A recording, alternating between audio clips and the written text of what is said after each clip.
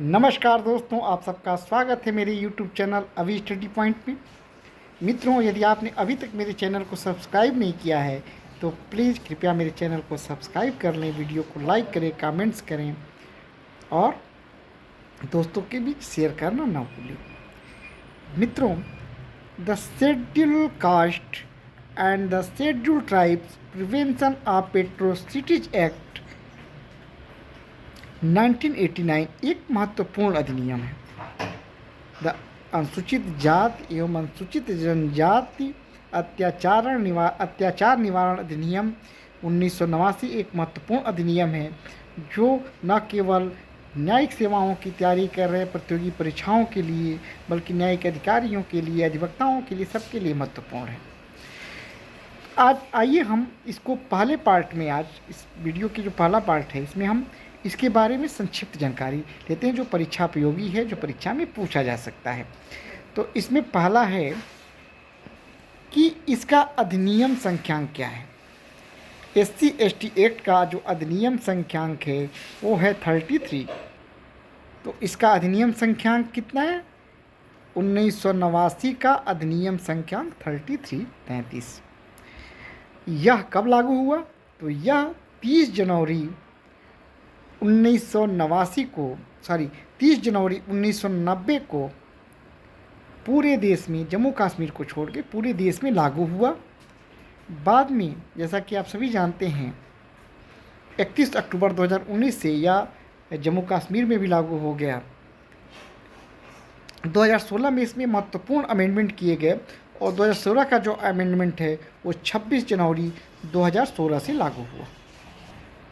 अब आइए एक संक्षिप्त जानकारी लेते हैं कि इस अधिनियम के बारे में क्या संक्षिप्त है। इस अधिनियम में कुल 5 अध्याय हैं और टोटल जो है वो 23 धाराएँ हैं। इसके अलावा इसमें एक अनुसूची भी है जो 325A के अंतर्गत आने वाले सूचीबद्ध अपराधों के बारे में बताती है। अब हम देख लेते हैं कि अध्यायों में उनका नाम क्या है और धाराओं में क्या है। तो जो पहला अध्याय है वो प्रारंभिक है।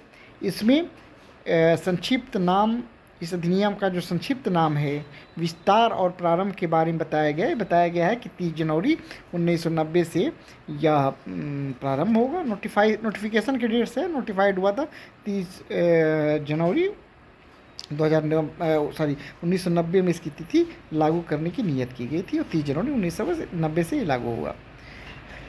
इसका संक्षिप्त नाम आप जानते ही हैं, अनुसूचित जाति और अनुसूचित जनजाति अत्याचार निवारण अधिनियम 1989 है। तो पहला अध्याय जो है वो उसमें संक्षिप्त नाम, विस्तार और प्रारंभ की धारा 1 में और धारा 2 में परिभाषाएं दिया गया, परिभाषा खंड। जो इसका अध्याय 2 है वो जो है ऑफेंसेज ऑफ एट्रोसिटीज अर्थात अत्याचार के जो अपराध हैं उनके बारे में बताया गया है।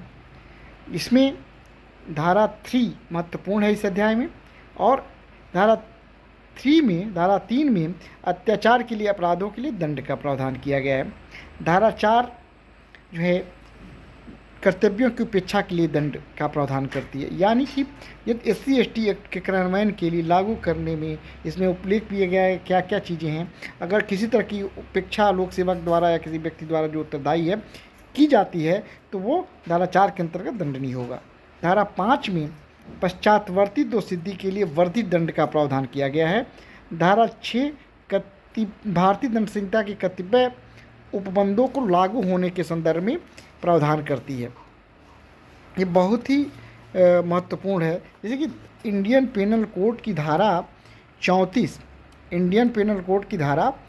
34 जो है और धारा 149 SC/ST एक्ट के अपराधों में भी लागू होगी। तो आप समझ लीजिए, भारतीय दंड संहिता के कर्तव्य उपबंधों को लागू होना, इसमें कौन सी धारा है?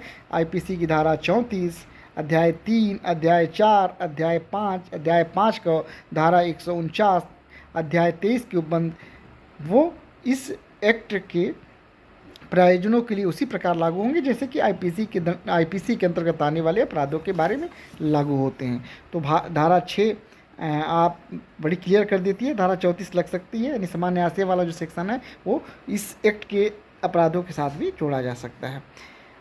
कतिपय व्यक्तियों की संपत्ति के समापहरण के बारे में उपबंध किया गया है। अगर इस अध्याय के अधीन जो है जब कोई व्यक्ति इस अध्याय के अधीन दोषित किया जाता है, इस अधिनियम के अंतर्गत दोषित किया जाता है, तो विशेष न्यायालय को दंड तो देगा ही, यह भी घोषित कर सकता है कि व्यक्ति की कोई संपत्ति जो स्थावर जंगम या किसी प्रकार को हो उसका प्रयोग किया जाए और सरकार किया गया है हो उसको सरकार द्वारा समर्पित कर लिया जाए। तो ये चीज़ें हैं। कतिपय व्यक्तियों की संपत्ति के समापहरण का उपबंध करती है धारा 7। धारा 8 जो है अपराधों के बारे में उपधारणा के बारे में उपबंध करती है। धारा 8 अपराधों के बारे में उपधारणा। धारा 9 शक्तियों को का प्रदान किया जाना, ये अध्याय 2 में है। अध्याय 3 जो है वो है निष्कासन। इसमें धारा 10 जो है ऐसे व्यक्तियों को हटाया जाना जिसके द्वारा अपराध किए जाने की संभावना है। ऐसे व्यक्तियों को हटाया जाना जिसके द्वारा अपराध कारित किए जाने की संभावना है, वो धारा 10 में है। 11 करता है प्रावधान करती है किसी व्यक्ति द्वारा संबंधित क्षेत्र से हटने में असफल रहने, वहाँ हटने के पश्चात उसमें प्रवेश करने की दिशा में क्या प्रक्रिया होगी। और 12 ऐसे व्यक्तियों के लिए जिनके विरुद्ध धारा 10 की अधीन आदेश किया गया है माप और फोटो लेने के बारे में। और धारा 13 अगर 10 के अधीन आदेश के अनुपालन नहीं किया जाता है किसी व्यक्ति द्वारा तो उसके लिए शास्ति का उपबंध करती है धारा 13। अब अध्याय 4 आ जाता है। अध्याय 4 विशेष न्यायालय के बारे में उपबंध किया गया है। इसकी धारा 14 विशेष न्यायालयों के गठन के बारे में उपबंध करती है। धारा 14 का अपीलों के बारे में बताती है।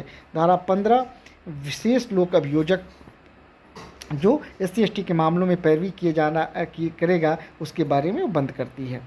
धारा 4 का जो है वो अध्याय 4 का इसमें पीड़ित और साक्षी के अधिकार के बारे में वर्णन है। तो अध्याय 4 क्या है? पीड़ित और साक्षी के अधिकार। और इसमें केवल एक सेक्शन है 15 का जिसमें पीड़ित और साक्षी के अधिकारों के बारे में प्रावधान किया गया है। इसका अध्याय 5 जो है मिसलेनियस है, प्रकीर्णवाद के संबंध में है। इसमें धारा 16 जो है वो राज्य सरकार के सामूहिक जुर्माना अधिरोपित करने की शक्ति का उपबंध करती है। धारा 17 जो है विधि व्यवस्था तंत्र द्वारा निवारक कार्रवाई का उपबंध करती है। धारा 18 अधिनियम के अधीन अपराध करने वाले व्यक्तियों को संहिता की धारा 438 का लागू न होना, अर्थात यदि कोई व्यक्ति SC/ST के अंतर्गत कोई अपराध कारित करता है तो उसको अग्रिम जमानत का प्रावधान उस पर लागू नहीं होगा। SC/ST के अपराधों में 438 अर्थात CRPC अर्थात अग्रिम जमानत के उपबंध लागू नहीं होता है। 18 का किसी जांच या अनुमोदन का आवश्यक न होना है, नो इंक्वायरी फॉर अप्रूवल। ये बाद में जोड़ा गया जब काफ़ी विवाद हो गया था इसमें। तो FIR पंजीकृत करने के लिए किसी जांच या उसके अनुमोदन की कोई आवश्यकता नहीं होगी। अगर SC/ST के अंतर्गत अपराध किया गया तो उसमें वो पंजीकृत किया जाएगा। धारा 19 जो है इस अधिनियम के अधीन अपराध के लिए दोषी व्यक्तियों अगर इस एक्ट के अंतर्गत कोई व्यक्ति दोषी ठहराया जाता है तो उस पर न तो धारा 360 CRPC लागू होगी और न ही प्रोविशंस का लाभ उसे दिया जाएगा। ये धारा 19 में प्रावधान किया गया है। धारा 19 क्या कहता है कि इस अधिनियम के अधीन अपराध के लिए दोषी व्यक्तियों को संहिता की धारा 360 या अपराधी परीक्षा अधिनियम के उपबंध का लागू न होना। धारा 20 अधिनियम की अन्य विधियों पर अध्यारोही होना। धारा 20 धारा 21 करती है अधिनियम का प्रभाव क्रियान्वयन, अधिनियम के प्रभावी क्रियान्वयन सुनिश्चित करने के लिए करना का सरकार के कर्तव्य के बारे में बताती है। धारा 21 धारा 22 सद्भावपूर्वक की गई कार्रवाई के लिए संरक्षण प्रदान करती है। और धारा 23 जो है बहुत महत्वपूर्ण धारा है, नियम बनाने की जो है वो शक्ति प्रदान करती है। नियम कौन बना सकता है इस अधिनियम के प्रभावी क्रियान्वयन के लिए। प्रकीर्णवाद है अध्याय 5 में। इस प्रकार टोटल 5 अध्याय और ये 23 धाराएँ थी जिनका मैंने अभी आप लोगों के बात को बताया है। नियम कौन बना सकता है? केंद्रीय सरकार। 23(1) ये कहते हैं कि केंद्रीय सरकार राष्ट्रपत्र में अधिसूचना द्वारा इस अधिनियम के प्रयोजनों को कार्यान्वित करने के लिए नियम बना सकेगी। तो आप इस बात को ध्यान में रखिए कि इसको प्रभावी करने के लिए नियम कौन बना सकता है? वो केंद्रीय सरकार बना सकती है।